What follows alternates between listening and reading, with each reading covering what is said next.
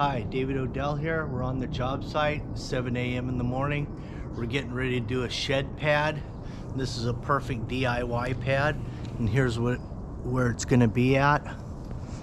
We got a 12 by 14 shed being built here. The homeowner is going to build that. I'm just going to put in the slab since I did some other work here on this property. I'll be doing this concrete as well for the shed pad. Anyway, stay tuned and have a good one.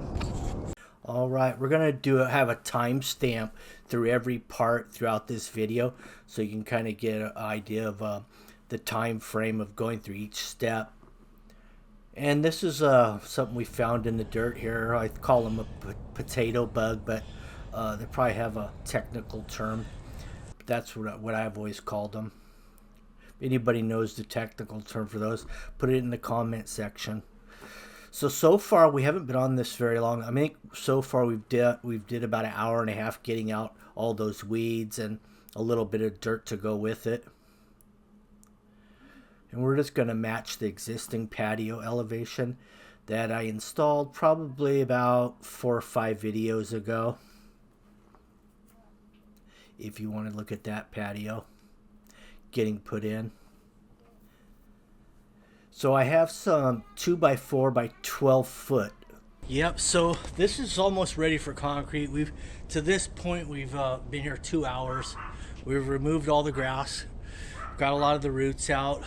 We moved some of the dirt from this end to that end, got all of our forms up.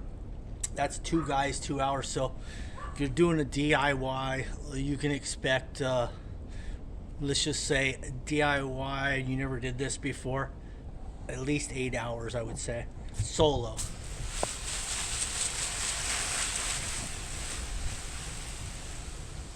Yeah, that sounds about right. You're probably looking at a good 8. I mean, if you're not doing a lot of digging every day, it's going to take you a little bit longer. But basically, we put all these grass and weeds, we put them in trash bags so they can just go out with the trash or the green waste. So, I mean, yeah, it's pretty good for that reason, that you don't have to haul anything away, really. All right, that about wraps it up. We've got about 3 hours into this whole project so far. And, you know, if you're going to compact it and you don't want to get a plate compactor, you can use a hand stomper, or you can just wet it, wet it down for a good week or 2. Just keep letting it settle and wet and dry. Just keep going through that, and the dirt will settle down pretty tightly all by itself. Anyway, we're going to start pouring early tomorrow morning, and we're going to walk it through step by step, and we're going to have a timeline. In the bottom of the screen, we're going to probably put like a stopwatch in each step. So far I think we've got 30 minutes, or was it about 1 hour into the grass removal, 30 minutes setup, 30 minutes fine tuning the grade, and then we've got another 30 minutes into the wire mesh, and now we're just kind of cleaning up. All right, it's the morning of the concrete pour, and I just want to go over some of the tools that we're going to be using to finish this concrete and place it. Here's what we have. We've got a 4-foot magnesium bowl float. We have a walking edger, 1/2-inch radius. We have the joiner, 3/4 deep, 1/2-inch radius. And we have a wood hand float. Now here's the hand trowels. Got one 20-inch, one 12-inch. We're going to be doing a smooth finish, so we're not going to be brooming it because this is for a shed, DIY shed build from the homeowner on this one. Some of the tools you could probably get away with not having is the joiner. You could just use a hand joiner. The walking joiner, you could use a hand joiner. The walking edger, you could use a hand edger. Something this size, you could get away from the walking tools. Other than the bowl float, you're going to need that. But you could substitute the mag for a wood. It's a lot less money. And then, of course, there is a lot of tool rental places where you can rent all these finishing tools. So just depends where you're at. Around here you can get them real easy if you want to rent them. Depends where you are, or you can go a garage sale, pick this stuff up, or what's the other place? Pawn shops. Pawn shops have them. Used. Get them used. Offer up, Craigslist. All those places you can find those tools readily available. Anyway, have a good one. Let's get back down to business. Hey guys, I just wanted to give a quick thanks to the sponsor of today's video, Alpha Brain by Onnit. You know those times when you're just so into what you're doing that you can't seem to think about anything else? With Alpha Brain, you can feel that type of focus every day. Alpha Brain helps your memory and supports cognitive function as well as exercise performance. For me personally, I like to keep Alpha Brain in the work truck, and in the morning right before we start the job I like to take one, and throughout the day I've been noticing a lot more energy. And then when I get home from work, I gotta pull all the footage I just filmed and start editing it for you guys. And I've noticed with Alpha Brain, it kinda just keeps me more focused on the task at hand and keeping me going throughout the day. Go to onnit.com/Odell to try a bottle of Alpha Brain for free.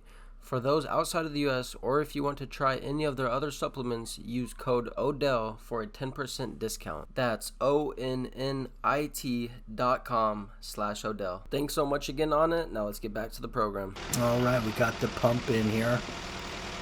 We got it's about 3 yards, even though it's just a 12 by 16 or 12 by 14. I forgot what it was, but it only calcs out really technically 2 yards at 4 inches, but I'm pretty deep through there. I'm about 5 inches average, so we're using 3 yards. All right, I'm gonna try to minimize the cleanup, so I'm gonna put a little tape along this edge.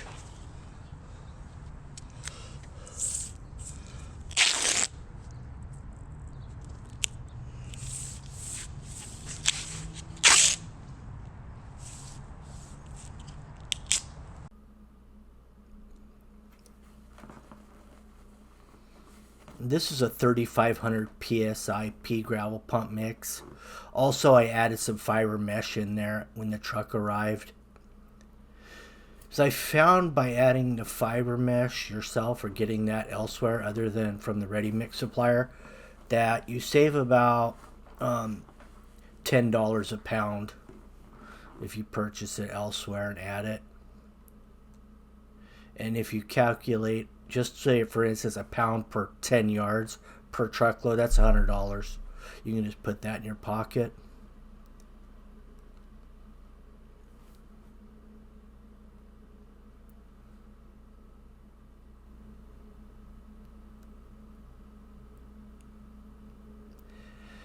So we did a little bit of a ramp there just to get in the door, because that's where the opening will be to get into the shed.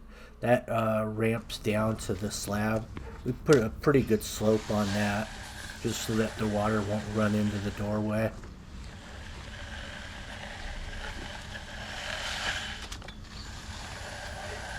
I do have a funny trowel as well, and a funny float that I forgot to mention. Although I don't believe I used the funny float on this one. I think I just went straight to the funny trowel. Funny trowels are a little harder to use than a hand trowel, especially if you haven't used a hand trowel even. So funny trowel's the next step up from a hand trowel. So it takes a little practice. The nice thing about it is you can cover more area quickly, and you'll see that, because that's what I'm going to actually do my final finish on this pad, is just with the funny trowel. So in other words, I'm not going to have to hand trowel it at all. We're using a hand float around the edge just to get the edges nice and flat.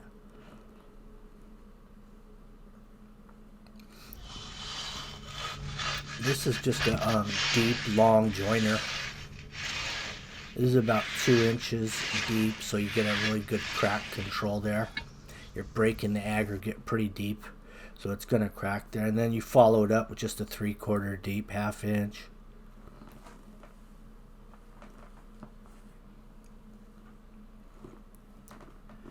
There's the walk-in edger.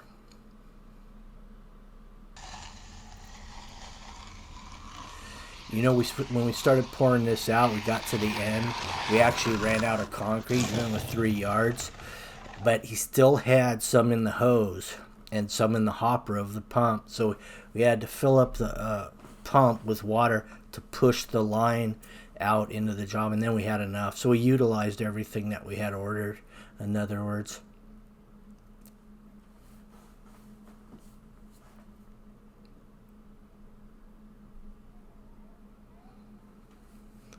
So that's the funny trowel there, and I'm just going to hit it probably about 3 times here, and we're just going to leave it alone at that.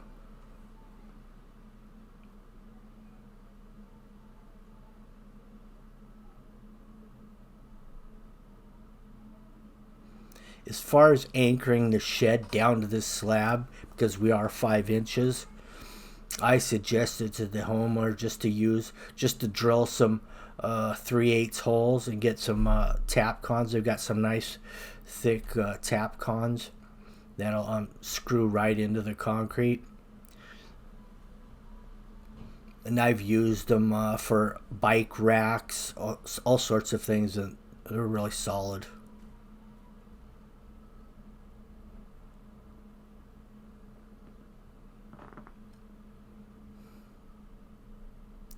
So this is the only area we're going to be brooming right here. And I didn't have my horsehair typical broom, so I happened to have this one, and that seemed to work fine for this. Any household broom will actually work. And there's your final project. Turned out real nice. And you can see from the sides of the forms, without even tapping them, because of this particular mix design, how it really consolidates all by itself without vibrating, hitting with the hammer. Not a lot of extra steps needed with this particular mix.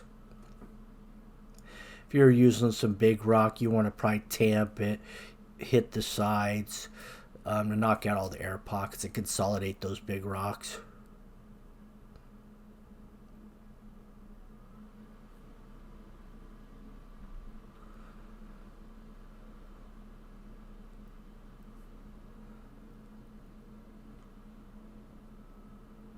Ready to start building a shed. Anyway, if you like these kind of videos, make sure you like, share, subscribe, hit the notification button. That way you'll be notified when we upload our next video. Thanks for watching. Have a good one.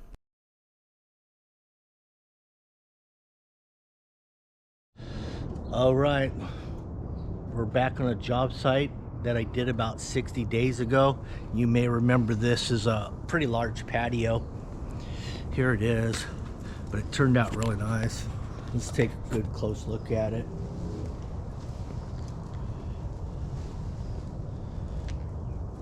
I've already looked around over here. We're doing a little shed pad here, so that's why we came back. And this is about 60 days later. And you can see by the concrete that it's doing really well. Cured out really evenly. It's really uniform. It's a little dirty, but that's about it. No cracks whatsoever. There is cracks, but the nice thing about the cracks is they're all on these lines, the control lines.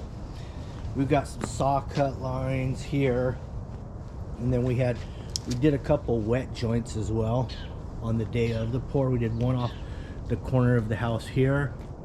Sometimes those will crack overnight before you can saw cut them. So we got that in the same day. We got another one in the same day right here off this corner. We got another one in right there. All the rest, the majority of them, are all saw cuts. And you can see kind of the difference. Now if you look at the joints, the hand tool joints the day of the pour, notice how much debris is in there